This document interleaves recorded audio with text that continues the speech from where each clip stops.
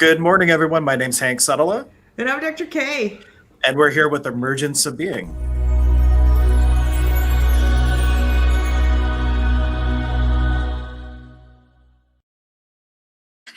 The sound clip on that was just funny. But, but welcome, everyone. And this is the first time I've streamed since the big event on Saturday. So thank you to everyone who attended the 12-hour live stream. And if you missed that, I'm going to add it as the last screen of this video once it's finalized. And you can definitely check that out. It has hours and hours of great presenters, including Dr. K, who did this amazing exercise with the great Alice invocation. Alice Bailey. Bailey. Yeah, it Yeah, was wonderful. that is a great meditative prayer, guys. It changes things. It really does. You gotta do it every day. Yeah. And if you get value out of these videos, you could be a contribution to our efforts by simply sharing the video, starting a watch party, however you feel called to share, but get the content into the hands of other people. And we're kind of picking up part of a conversation that we started a couple weeks ago with ascension symptoms with this topic today of the Great Awakening.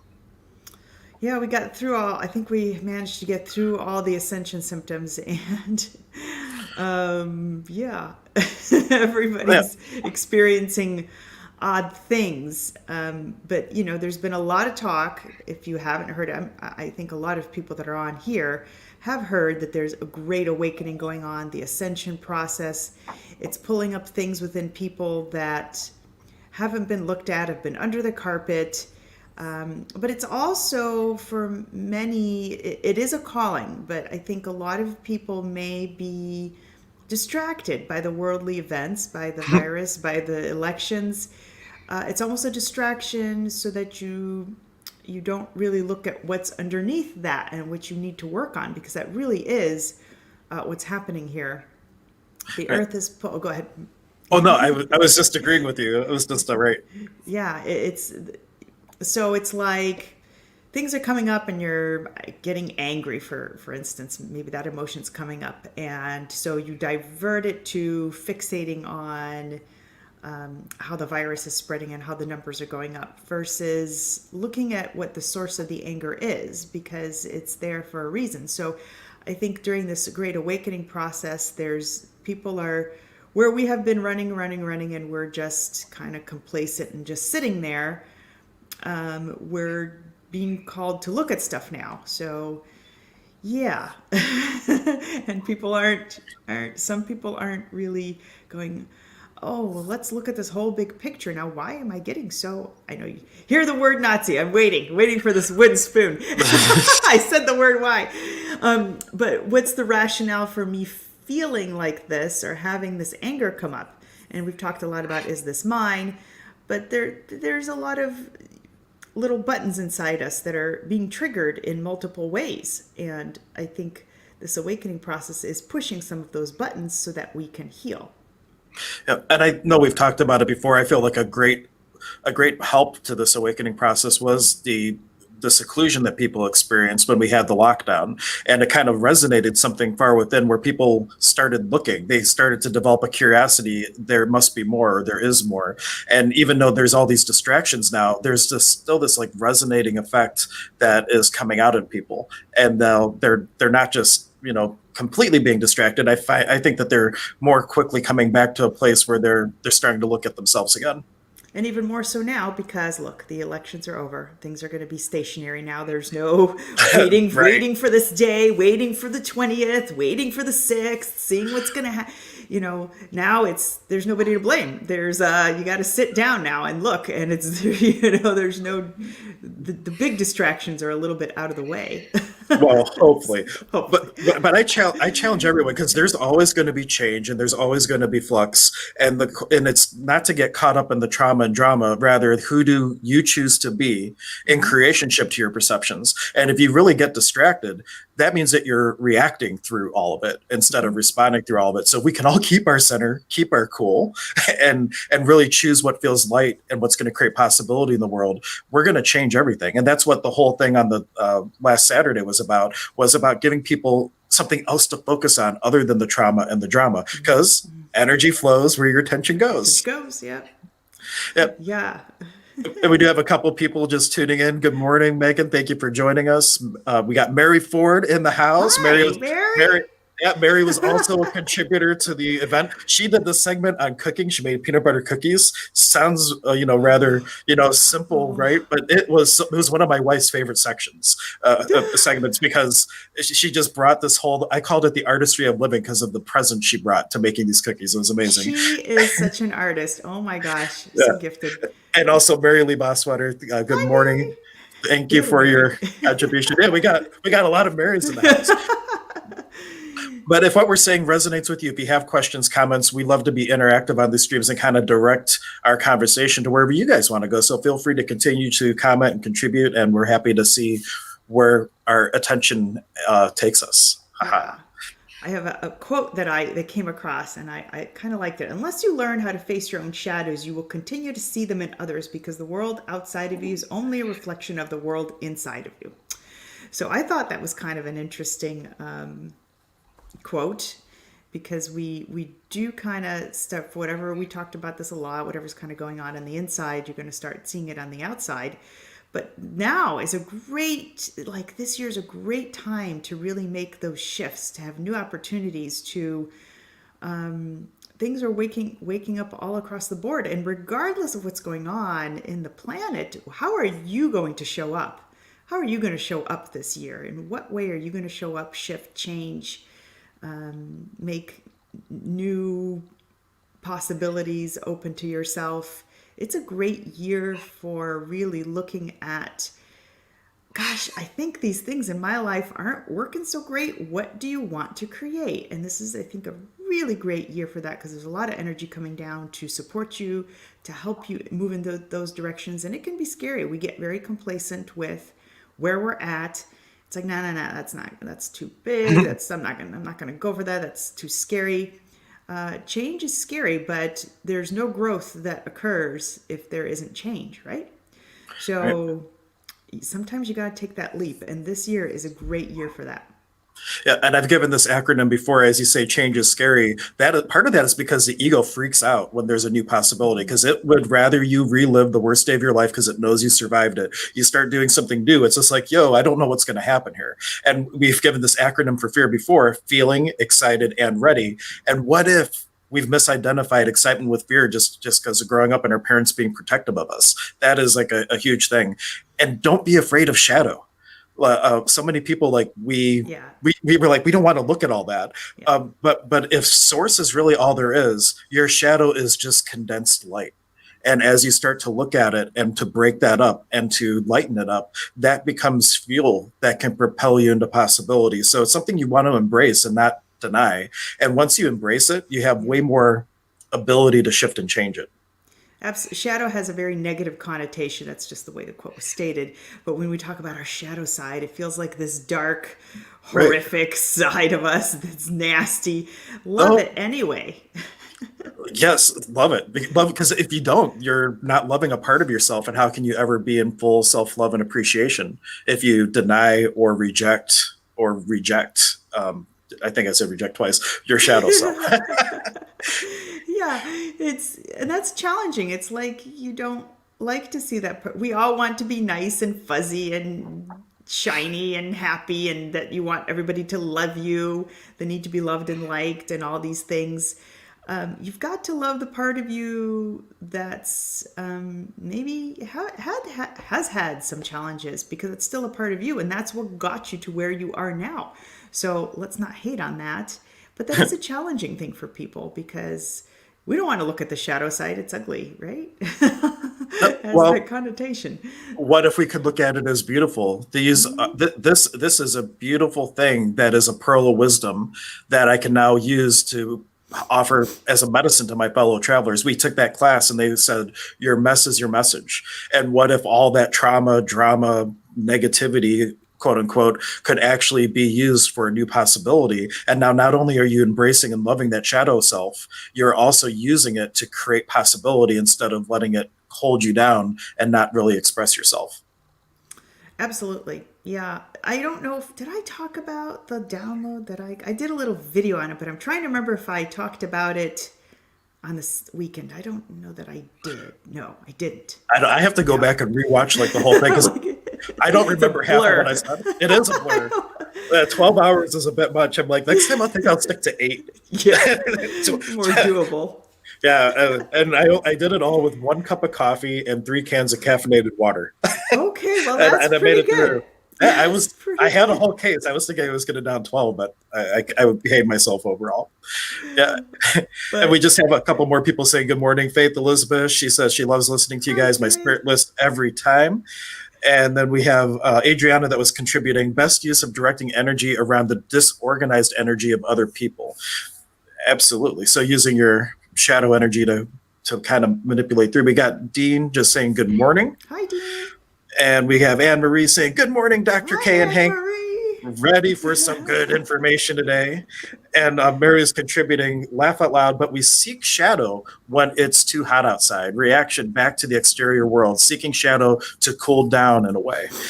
Yeah, that's an interesting thing that, when you look at in nature, we might be seeking the shadow for coolness. We retreat to our shadow because we have comfort in it. In a way, we like to embellish the things that are holding us back because that's Yeah. the ego's job. It's like, this is so comfortable. Yes, addiction or whatever it is might, stop you from moving forward, but it's so comfortable. Come like, escape from the world that way. That's kind of the trap of the shadow. But you really want to look at it, embrace it, and then look to use it as fuel for change.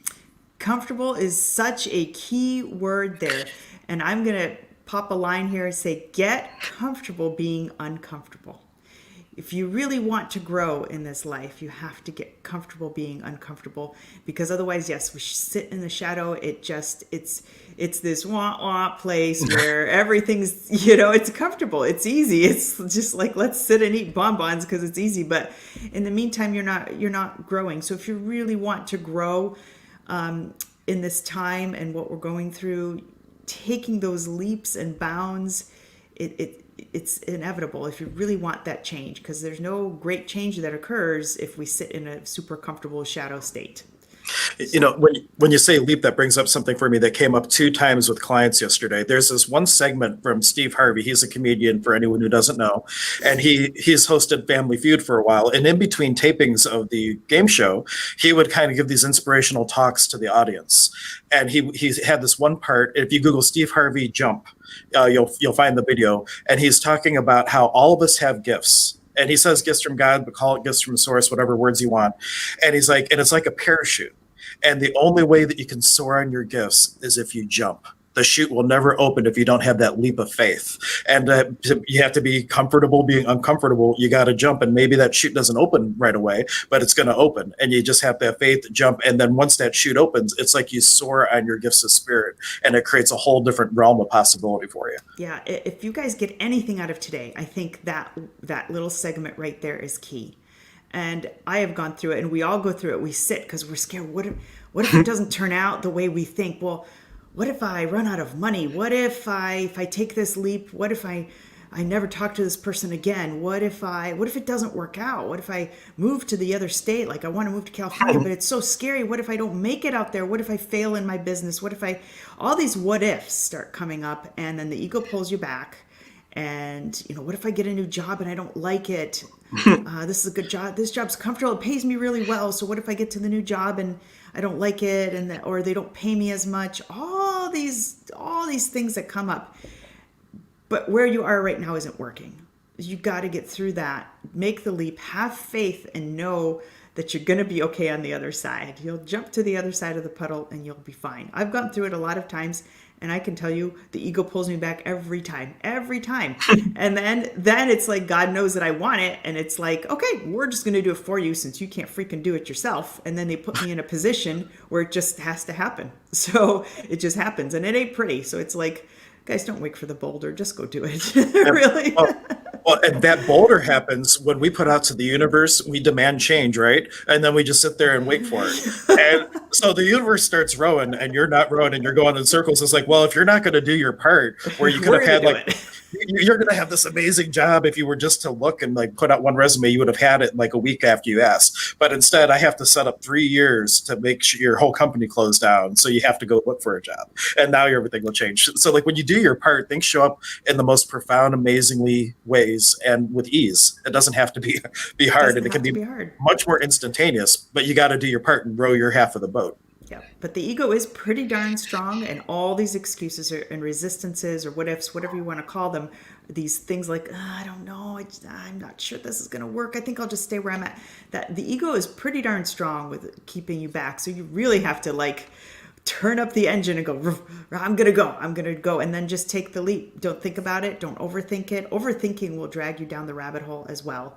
And this is, I do this all, it happens to me a lot. I don't know if I can do this. This is going to be really scary. All these what ifs and these thinking processes. And then before you know it, you've talked yourself out of it. Yeah. Like the Nike commercial goes, just do it. Really, Yeah. just do it. And if it's reevaluate, and if it's not so great, you can always make another choice. You can always go make another choice. You see, but as children, so often we're taught once you choose sports or you choose something in school, well, you got to see it through. You got to see it through. We're not given permission as children sometimes to have the flexibility. I chose this. It's not for me, and I'm choosing something else. Now, there's a balance there too, because like, did you even give it a chance, or did something else happen that makes them not want to choose? So there's a lot of dynamics. But in general, we got that mindset that you choose, you see it through to fruition. However, like, give yourself permission to change and choose again based on what you're aware of, not what you're reacting to, what you're aware of. And that's the thing. Like, if you're reacting to something and changing your mind, that's another ego trick to get you to go back to conformity, to go back to being comfortable. But if you're choosing from awareness, it's like, wow, I chose this, but now I know that there's this whole other greater possibility that I'm going to change my mind, but this is going to be something greater. That's something that Joy gave on the 12-hour segment. She said, always say this or better, because you're giving the universe permission to bring what you're preferring, but then you're opening the door to receiving it in so many other greater possible ways. Infinite Spirit by divine right to open the way for XYZ or better. So even when you're asking for, when you're requesting money of the universe, give me $10,000 or more, because then you're not setting an expectation and a line. And even with regards to this comfort, a lot of us, we think we're comfortable, but we're actually uncomfortable. And I have a quote that I have on the back of my business card, and it's, when your desire to move on exceeds your desire to hang on, your whole life will change. So when you get to that point that you're so uncomfortable, even though it's comfortable, you'll move. And that can get tricky, because even though you may be in a relationship that's really, you think is really comfortable because your husband's paying for everything, but yet you guys argue all the time, it's horrendous, you're being abused, all this stuff, and I see it all the time, but yet somewhere we find that what to us is comfortable, yet we're so uncomfortable. So it's kind of like, you gotta, when your desire to move on exceeds your desire to hang on, you will start to make a change. So when it gets to that brink. That brings us to another rule or thing that they gave us in that class, is the 51% rule. You just need to want it more than you don't. And that is enough to start that propulsion. In AA, or maybe probably a lot of addiction clubs or groups or whatnot, they have the saying that you get sick and tired of being sick and tired. And once you get to that point, you can make a demand of the universe, and it starts the direction. But the thing that I think people have a misconception of is that they have to hit a bottom of some sort before they can start choosing. They have to get to that point. But like with the elevator going down, at any point you could get off and start going up the other way. You don't have to have like a huge event or anything like that. We can simply start choosing what feels lighter. And something Mary had just commented on that I wanted to speak to. She said, my shadow was a place I could connect with other humans and grow. And that is something that as a healer, I find that I attract people to me that have the same type of shadow work and the same type of trauma and drama in their life. And the reason they're attracted to me is because I've moved through that and I have the medicine for that. And it's not a thing where you're I hear your cat purring. It's so awesome. Get him out of here. He insists, man. Sorry. No, it's a great contribution. Like, that is like such a comforting thing when you have that little purring, He likes today's conversation, apparently. Yeah, I've never noticed it before. I love it. But the thing to remember is you don't want to have a pity party in that shadow, because some people, they come together because like attracts like, and they're having the pity party. And that's not necessarily the space to be in, but when you're attracted to each other to empower each other, and that's just where are people at? Are they in that 51% and looking to change, or are they still weighted more the other way where they want to be in that comfort zone, even though it's it's not ideal. At least they know it and they know how to navigate those waters. And it's not a new possibility that makes the ego freak out. Yeah, I see the same thing. I was told by one of my mentors, you will see about 1,000 people before you stop seeing yourself within these people. So these little things that you're whatever, if you're a healer and you have clients, like Hank said, they come to you with some of the little struggles you're having, you're going to see it in your clients are going to be coming to you with those similar struggles. It's like, oh wait, I have that same issue, because you have the ability to help them move through that, and you have the ability to help yourself move through that. And so after so many clients, that starts to go away, because as you help others, you start to help yourself. And so I think that's my theory as to why things start to resolve and you don't start Yeah. seeing that anymore. Well, I'm seeing a shift in clients now. It's not just clients that have the same shadow tendencies, but it's also people that are on this cusp of stepping into like this crazy possibility. And so, like, I've had a couple people like that, like they've really done the work, and now it's just like, well, what's next? Now let's jump together and let's like soar into this whole new possibility. And it's exciting to see that too. Like, there's always a reflection, but it doesn't have to be the bad stuff. Yeah, Quote it unquote. doesn't. It doesn't. Yeah, you see both. You can see multiple sides of it. So I don't think I mentioned the download, because I got a download Monday on Martin Luther King Day, and he had Ooh. this quote that said, "Hate doesn't drive out hate; only love can do that," and that's very true. And so I get these downloads when I drive, and it's like, this is not good timing because I can't write this down right now. But I did remember majority of it, and I kind of did my own little video on it.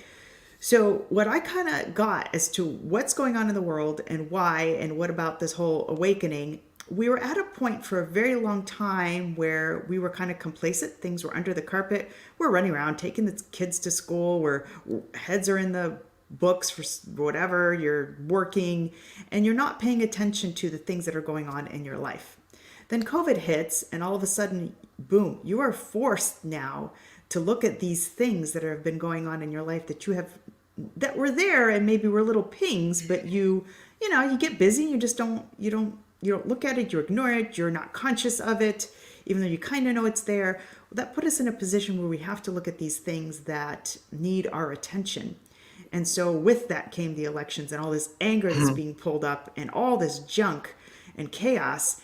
And this is kind of where we're at now. But where are we headed? Where we're headed is some of these things will start clearing. That's what I'm hearing. That's what I heard, was we're going to be headed into a state of peace where a lot of these things will start being resolved for people, and people are waking up to these things and going, oh, I never realized that this job was really hurting my health, or I never realized that my family was so toxic and I don't really need to be around them, or relationship, or whatever it is.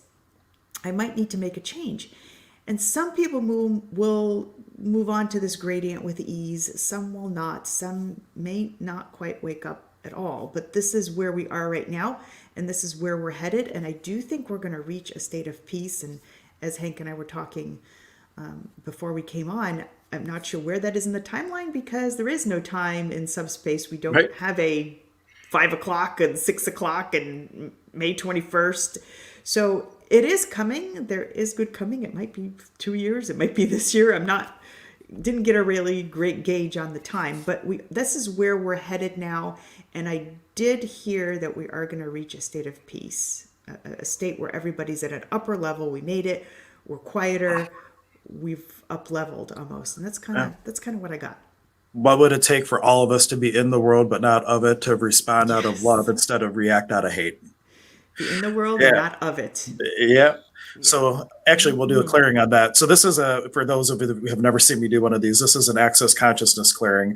And when I ask this question, just allow the energy to come up in you, whatever that is. It's going to be about what energy do you need to be in order to create something in your life. And then I'll ask a second question: what energy stops you from being that? And then I'll say stuff that sounds like nonsense, but it's not nonsense. But it's designed to go to the root of that and to kind of shift it out into a different space. So what energy, space, consciousness, and choice could your body, being, and beyond be to actualize peace, love, and wisdom within with total ease? And allow that energy to come up. And then the other question to that is, and everything that prevents you from effortlessly stepping into that, be willing to destroy and uncreate it. Right and wrong, good and bad, pot and pock, all nine shorts, boys and beyonds. And what that does is it brings up the energy we want, that we're looking to step into, and whatever hinders us from being able to step into that, and gets rid of the one so you can easily step into the other. So there, that's all I got there. One little good. download. We needed that. So hopefully that helps move people through. So I think what I'm hearing to tell everybody is pay really close attention to the things that are surfacing for you, that are nagging you, that are picking at you, whatever that is. Maybe that's with your relationship. Maybe that's with your job.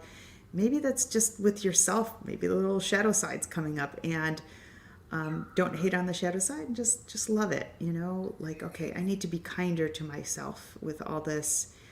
How can I approach this relationship, this job, a job within, or a relationship within the job, differently from a quieter space? And meditation will get you there. It will help a ton. I tell all of my clients to, I give them specific meditations to do, to start embarking on that journey, like every day, make it a routine, because it is the key to getting you out of that cortisol spiking fear, you know, really, and helping you physically and mentally. And a great tool that comes to me from my teacher, Elaine Thomas, she's the foundational minister at Fellowships of the Spirit, where I did my mediumship training. She would always say, may the God in me greet the God in thee for the highest good, kind of the idea of namaste. And if you look at jobs and things like as entities, business as entities, even with everything that you're interacting with, may the divine in me greet the divine in thee for the highest good. And that is the space where we start to enter into creationship with everything, and instead of relationship where we're acknowledging separate, because we are all one, even though we are separate also, both are true. And what would it take to really start creating with everything instead of reacting to everything? Because that's the difference between relationship and creationship. Yeah, right now we're reacting to everything. Yeah. Most things. Yeah. If you can start to see the little divine spark in everyone and everything, and it's small, just know that everything comes from good. It comes from source. Then there's I say there's even the divine spark in the worst rapist in the world, because that person wasn't born like that. We are born as little tiny beings of light. And so that's still present. It's not gone. It's been muffled, but it's still there. And if you can start to pull back and be compassionate for every little thing, and see somewhere in that person or thing or job there is some good, then that will get bigger, and you'll be able to see more of that, and you will be at a greater state of peace. Yep. In the Karo tradition, we call that little divine spark the muhu koya. It's our seed of divine potential, where we're all one. And if you think that, like, whenever you see, like, on the sidewalk, there's a flower that's growing up out of the crack, that's in a way how we're cultivating our seed. We're born and we are bombarded with layers and layers and layers of other people's points of view, judgments, conclusions, expectations, roles that they're putting on us. And that's why the first 28 years of astrology is us being programmed by other people, places, and things. And then you have your Saturn return at 28. How many people had this big turning point at 28? They're like, you know what? None of that's me. Who the heck am I? And you go on this quest to find yourself. And the next 28 years is peeling all this crap off, taking a jackhammer and getting at that cement, so that seed, as your unique voice in this world starts to sprout and come to flowering, you get rid of and make it easier for you to grow through that. And these are all tools that we're talking about in all of our streams to make that soil fertile, so that you can grow and manifest and actualize your own unique voice in this world with total ease. Absolutely. And now's the time where all this stuff is coming up for people to look at and make that change. Hopefully just make that change. The cat's, I hear the cat's back. I love it. I love that, your cat. I don't even see the cat. He's sitting on the chair here. Maybe last night in the shaman class that I'm hosting, every year I host a shamanic apprenticeship program with my teacher Zane Kerfman for the Qatari tradition of cross-cultural shamanism. And yesterday was this whole journey exercise to find and to to enter into a new type of relationship with the puma, which is, of course, the jaguar. It's the great cat. And in this tradition, we use that energy to help track the things that are needing to be changed, because the puma has the ability to purr, just like your cat's doing, and comfort you, but it also has the ability to pounce. So it's a great ally to find the things in the other than conscious that need removal, to extract the things that aren't serving you. And so that would be a great takeaway. If anybody has animal totems or wants to have an animal totem, Iari, victory and praises, Choko Chinchai, that's just a catch-all word for the puma. We bring your healing here. You can engage the energies of these animal totems to be a service for you. And that energy is great at tracking and finding those things that are making your soil infertile. Yeah, there's a great book, and unfortunately I don't remember it. When I was over at the Omega Institute, somebody kind of had one and showed me this book. And it's all about animals and totems, and it had like a picture of each animal, just even out in, it just had a picture of the animal and then a definition of what this animal stood for, what it's helping you do. And I just remember, I just opened the book to the page, and it was a groundhog. And I remember, I'm like, oh, this is kind of cool. And then I'm walking up one of the there's little alleyway, well, I don't know, little roads up, if anybody's been at Omega. And of course the little groundhog comes up and he looks back at me and he keeps running up the little hill and he keeps looking. It's like, follow me. It was kind of cool. I'm like, so I had to look up what the groundhog meant, or beaver or whatever, whatever he was. Now the question is, did you turn to that page in the book because you were about to experience the groundhog, or did you experience the groundhog because you read that page in the book? Maybe a little bit of both.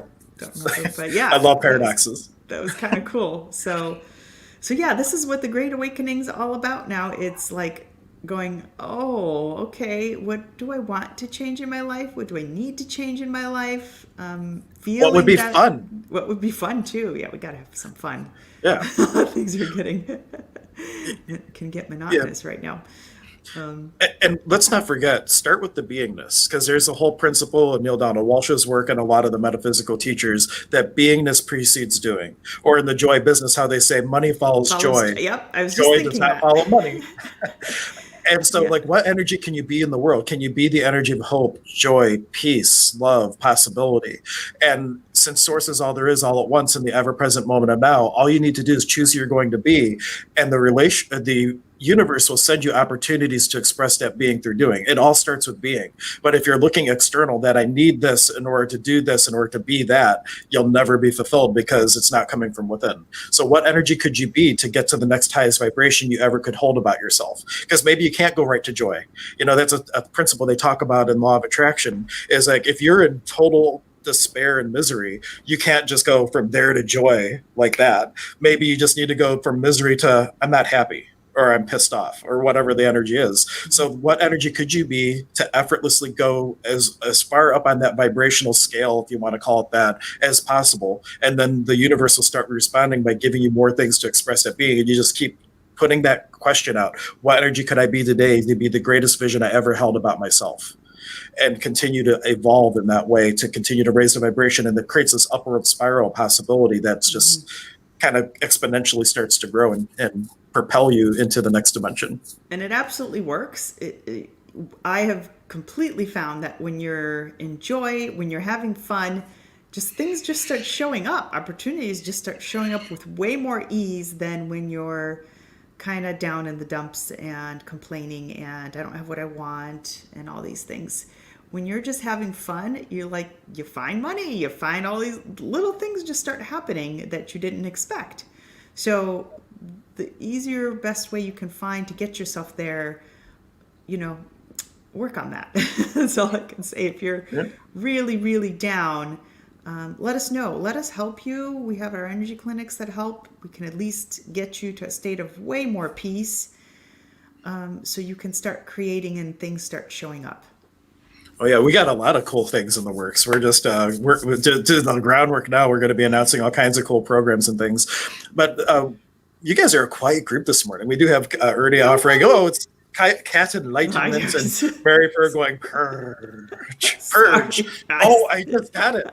Mary, that is such a great pun. Purge. With the energy of the puma, extract that stuff that's being toxic. But what is on your guys' mind today? What energies are coming up for you that we might be able to speak to. It doesn't have to be on topic. Anything that's coming up in your world, we encourage you to make a comment or ask a question, and we're happy to shift and see where the energy takes us, because that's what these streams are all about. Yeah, and if you need help with something, I mean, please ask questions. It's been a little quiet, but Yeah. if there's topics you want us to talk about, we come up with topics every like Wednesday, Thursday for Friday. But if there's something you're like, I would love to hear about XYZ, post in the comments so that we can kind of put that on the scheduled agenda. So Yeah.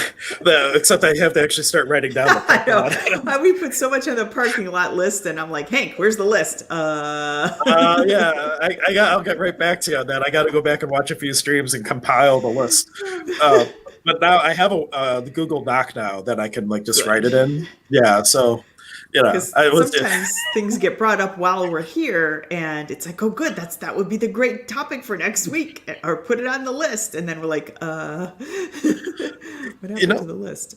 This is something. Mary Ford was here at the center yesterday, and we had a wonderful conversation. And she ended up playing with some of because I have like 500 tuning forks at the center, and she was just kind of playing around with the forks. And there's this one set called the Angel Tuner set, and it is a very high C, 4096, which is the C, which is like energetic sage. It's great at breaking up heavy energies that are blocking energy flows and things like that. And then a D and an E, and the combination of the frequencies, it creates like with the little microtones and things that happen, it creates a space where you can more easily connect with spirit guides or connect with like the Puma energy and all those types of things. And she was just offering that her son Luke is running around the house at the Angel Tuners like Christmas morning, serenading everyone, because it creates. Ooh. Like if you ever heard those really high pitched tones, sometimes that could be a guide or a being of light that has a message, and it's your time to like just sit and be present. And I use the analogy like fall back into the sound like a scuba diver falls off a boat into the ocean.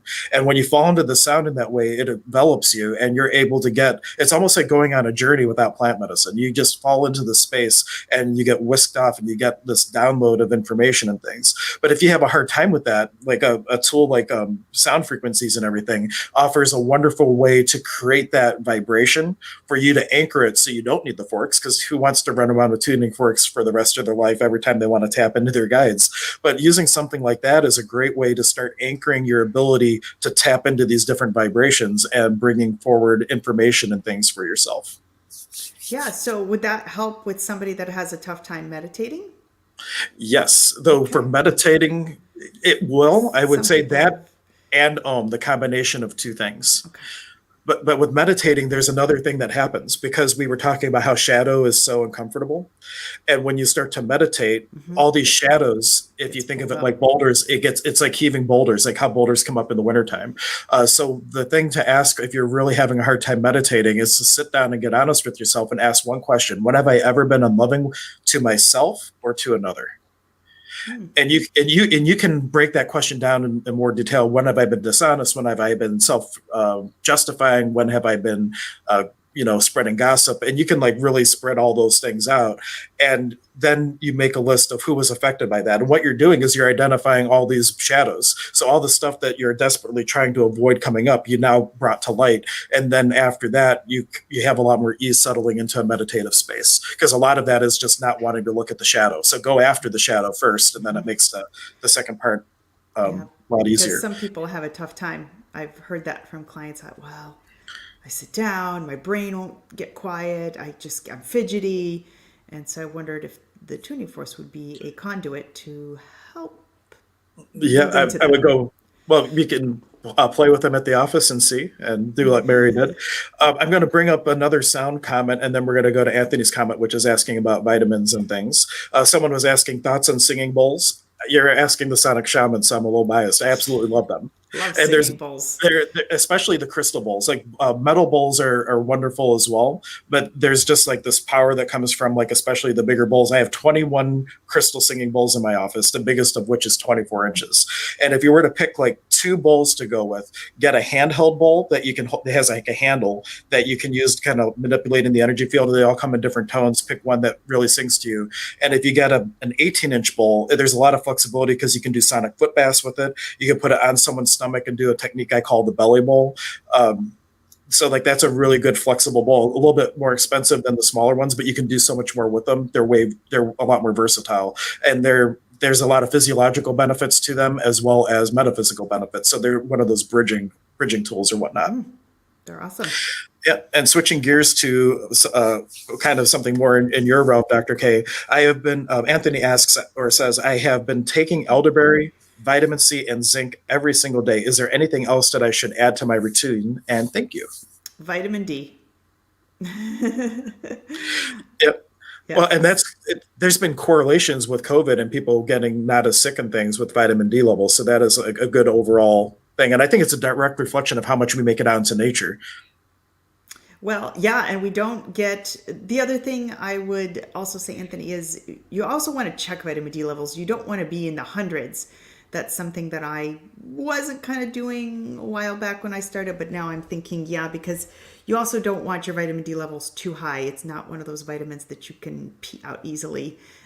So it does have a little implication with calcium. But for the most part, getting your vitamin D checked, staying on it right now, and now's a great time to test it because in the summer it's going to be the numbers will be a little skewed because it's sunny. We're starting to produce more of it, and vitamin D is also produced in our alveoli in the lungs. So this is where the whole thing they're getting this whole theory of when people that have low vitamin D levels have a correlation to either getting COVID or having more implications with COVID, because one of the places vitamin D is manufactured is in the lungs and alveoli. So if you've had pneumonia before and your lungs are scarred and the alveoli aren't working well and your lungs aren't working well, then you're probably not producing as much or having difficulty producing it on your own. So yes, that's something else I would add. See, that's why I said it was a Dr. K question because I know it's important, but I don't know any of that other stuff. Okay, let's see. Oh, and Mary Ford is playing off vitamin D. We are in the fifth gloomiest city Yeah, that's in the great. USA. No, really, I don't see this. Like this last summer was like so beautiful. Like I have a hard time fathoming this comment here, Mary. I have to be honest. No sunshine, harder for us to get vitamin D. Is this really true? I don't know. Maybe we live in different realities, Mary. I Because my looked. summer had a lot of sun in it, and I don't know about any of this.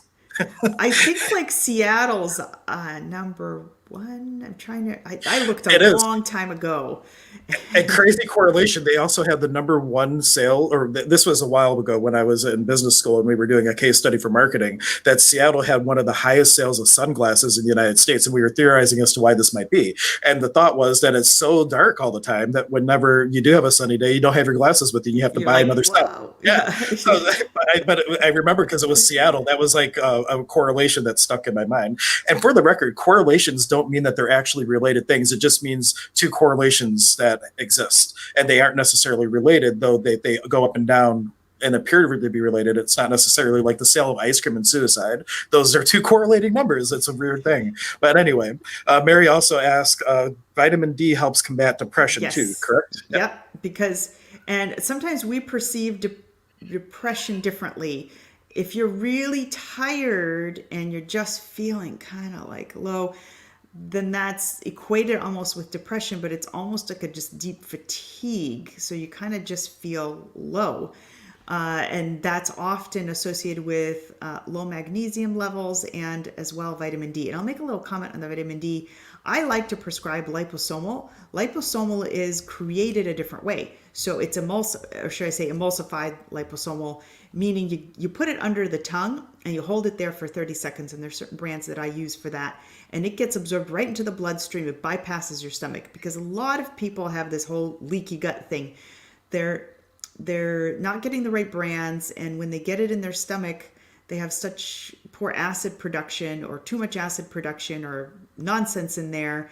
And so say you take a pill of vitamin D, you're only going to end up absorbing maybe 40-50%. You're not getting the full amount because you're not digesting the pill fully, or you have some pokes and holes in your stomach, so it's not absorbing in your intestines well. So I always like to get vitamins, minerals, and any kind of vitamin that's under the tongue, and that's called liposomal or emulsified, and it's absorbed there first, and then you swallow it. That's just a little tidbit. There you go. And for anybody who didn't know, like Dr. K is an actual doctor, and I just If you pretend. can't tell, so she can say these things. And if you go to the Emergence of Being website under her contributor page, one thing I would recommend, I recommend all my clients to do it, is to go and at least have an evaluation done with her, because she hooks you up to this quantum biofeedback device, Oh, it's and it brings cool. back all this information, including what supplements would be the greatest contribution. And it's a great, like, if you don't know where to start with that kind of stuff and don't want to just read what you've read online, and actually make it a more personalized experience, that just the evaluation is a great place to start, and then get some direction on what to do. And then she has programs. We're working together to create some combination programs Yeah, to be that'll be offered in the near fun. future. So metaphysician meets physician, and working together. But that would be a great kindness to yourself to do. And there's a video on this channel way back where she hooked me up to it online, and you can kind of see how it works. But it's all can be done virtually or in person. Can't Yep. recommend it enough. Yep. So that's a little tidbit. Yep. Mary was saying that the gloomy thing was according to Cleveland.com, and Ernie Okay. Ernie was clarifying summer is sunny and winter is Winter's, it gloomy. sure is. Yeah. Yeah, I guess if I only think about summer and winter, yeah, I guess that's right. But I'd highly recommend Dr. Oh, K. thanks. I didn't even mean to click on that comment. I was trying to click on another comment, but I guess Mary Ford is a testimonial for And I Dr. K. recommend Mary because she is just, I'm just, I mean, I just don't have enough words for how gifted this gal is. She's just, the artwork I've seen from her is like, she's just super gifted. I mean, just super gifted. So if you Yep. need, I don't know, really know what where her Well, specialty is put right now, Mary. Sorry, I know well, you were doing artwork, well, but Mary Ford, drop your YouTube. Well, yeah, the title of your YouTube thing. She just started a YouTube channel called From Tarot to Table, if I'm saying it right. And she's mixing, like, combining the energy of tarot cards in with your cooking to create different effects.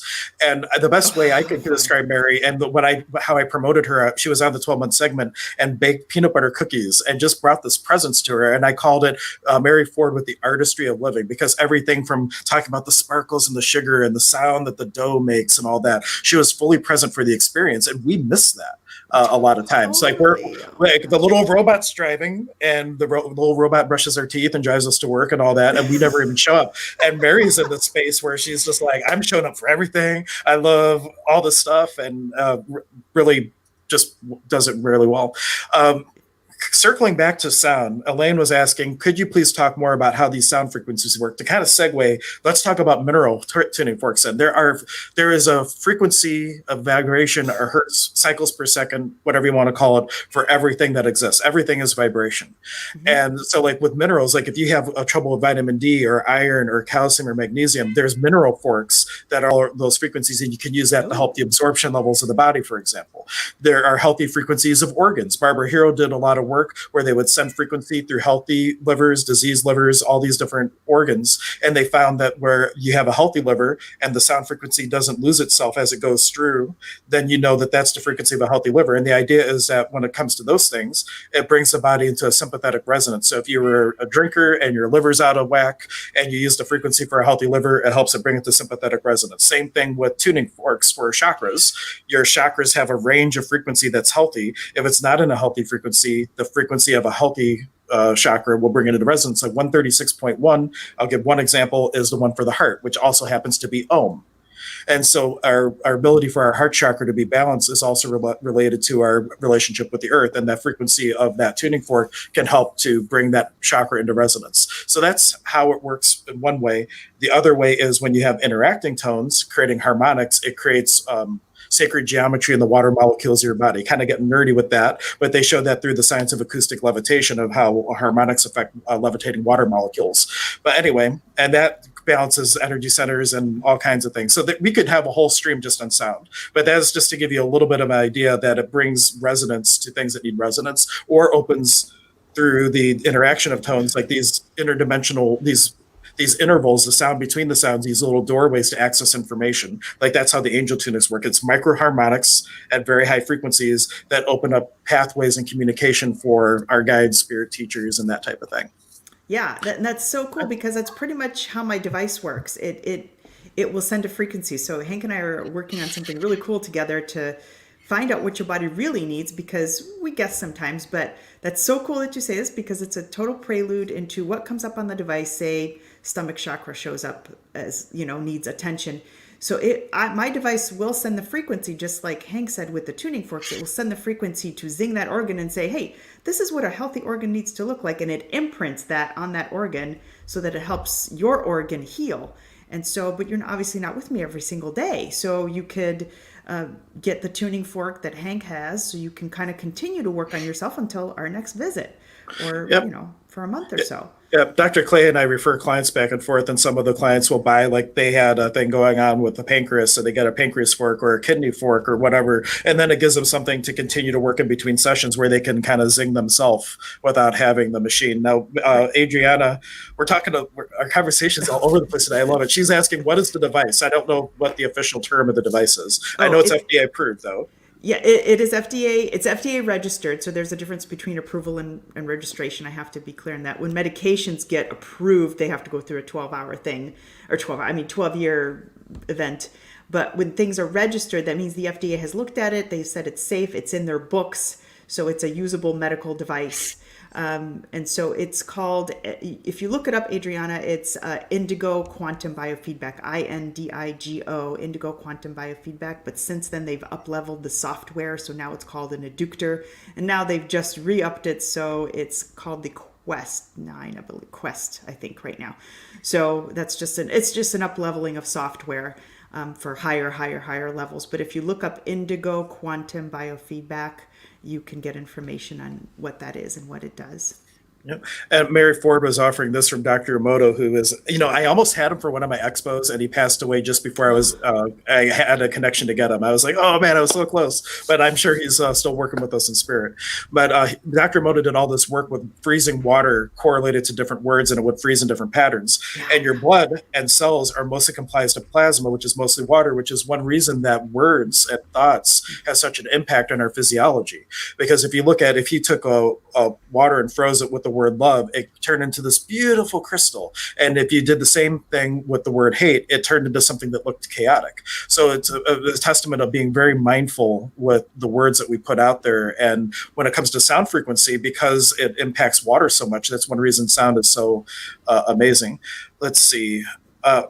Elaine was saying, she was just offering, she has a friend with a brain tumor.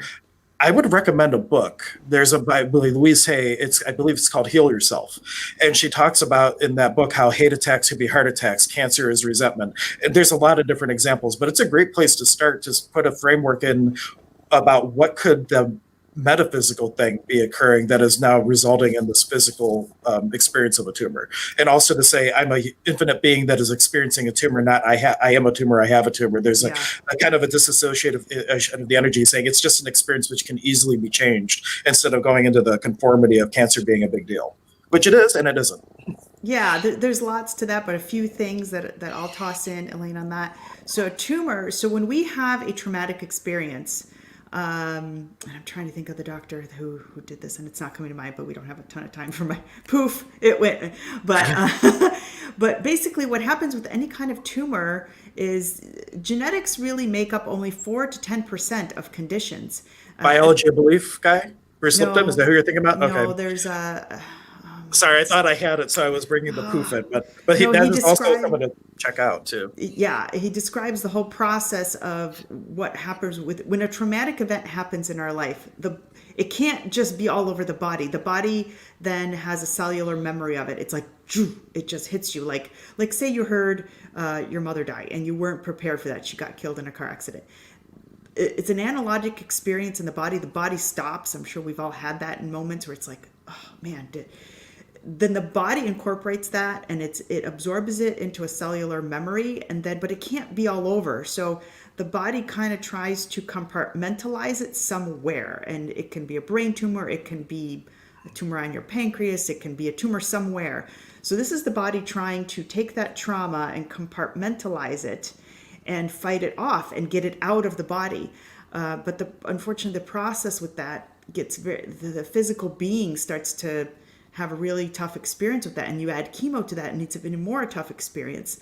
So there's, miracles happen in life, so I never want to say I'm not a miracle worker. We all are, and things can happen. So read the books. I use a product called MycoSurge. It's not something you can get; it's something I have to order. There's multiple things we can use to try to shrink the tumor. I shouldn't say a guarantee, but to do that. But there's an emotional component that got absorbed in a cellular memory. Your body's trying to get it out, and so it compartmentalizes it. So getting underneath that emotion and then using something physical to try to shrink it and eat healthy and do all those things. That's everything in a nutshell. Because and a clearing that comes through for me to offer around that too is to have her say this question: what am I the being aware of that I'm not willing to acknowledge that the body is acknowledging for me? And everything that is, being willing to destroy and uncreate it, right and wrong, good and bad, pot and pock, all nine shorts, boys and beyonds. And where is the body, or the spirit rather, fragmented in time and space, living in other places, dimensions, planes, that is not being fully present in the ever-present moment of now, that is causing an imbalance in the body? All that is, destroyed and created, right and wrong, good and bad, pot and pock, all nine shorts, boys and beyond. So those are just two things. Like, it feels like there's might be a fragmentation thing going on, as well as like when I found out my aunt had cancer, it was because I had my own knowing about it, and I didn't want to know that I knew, and I kind of wanted to pretend that I didn't know. So sometimes, like, we have an awareness as a being that we're just like, I really don't want to know that, and so we pretend that we don't, and the body still acknowledges it. So instead of having the awareness and then choosing and creating a different possibility with it, we lock it in, and that could be something going on with it too. And Mary's like, damn, Hank, with those clearings. I know, right? They just come through. tongue twisters. And Joe was offering or asking, I use a Rife machine for my frequency. And the last call for questions, because we have like 4 minutes, we're going to wrap up so we can put this on Instagram. But I use a Rife machine for my frequency and target the areas that Dr. K says I need to address with her Indigo machine. I hope to see her too again for a follow-up. Okay, cool. I should have read the whole comment. Great. I'm glad you're working with that. Rife machines are amazing. They're totally got trashed. But that's a whole other thing.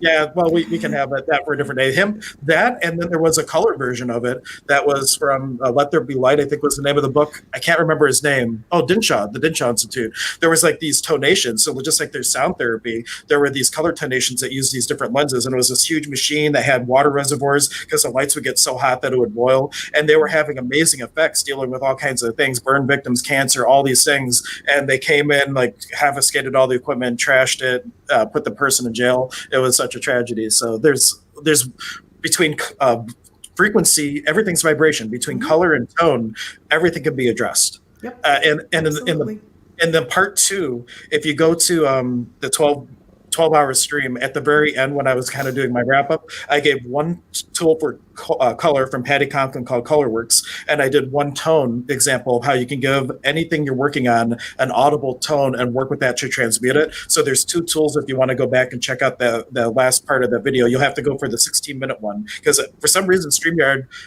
separated it, and I lost the last 60 minutes, and I had to post it as a separate video. So go to that very last part. And then I also give some clearings. Did I do clearings? I don't remember. But I definitely gave those 2 tools, Colorworks and Tone, that you can use. Yep. So cool. I guess in closing, let's remind everybody that Dr. K and I, on the 1st and 3rd Monday of every month, do this energy clinic where we meet at the center, and I do sound. Well, you never know what's going to happen. Sometimes I get kind of, if you let me know that you're all into shamana, I'll get all kind of shaman crazy with you. But if I don't know, I kind of reserve myself to the zone. But we work together using our different gifts to just kind of take all because 90% of what we're aware of isn't ours. We're aware of other people's crap. And because we have a judgment or a point of view about it, we own it. If you name it, you claim it. So we basically take these energetic scoopers and take all that stuff out so you can have more fertile soil to sprout your unique voice in this world. That's what I would say it is in a nutshell. And we do it virtually or in person. So if you're not watching or if you're not local, you can sign up and just make a note that you would like the session via Zoom, and we can do that for you too. Let's see, 2 more comments. We have Ernie saying thank you, and Joe saying that they're auto. Oh, cool. I'm not sure what that means. That's a username for somebody else that comments a lot. So like I make the correlation, but I forget where. I am auto. So yeah, okay. I think I know. Okay. Yeah, and then Mary says, "Eat the rainbow." Yes, we'll talk about that sometime. Phytonutrients. Oh, cool. Eat the rainbow. Yeah, Adriana, this is the energy clinic that I'm Is this the energy clinic I'm speaking about? I think so. We do it on the first and third Monday of every month. But anyway, thank you everybody for tuning in. Please share, subscribe, especially the YouTube video. Keep it playing in the background. It helps us reach more people, and you can be a contribution to us with our mission to help everybody kind of be the highest vision that they've ever had about themselves. Absolutely. All right. Goodbye, everyone. Bye, everyone.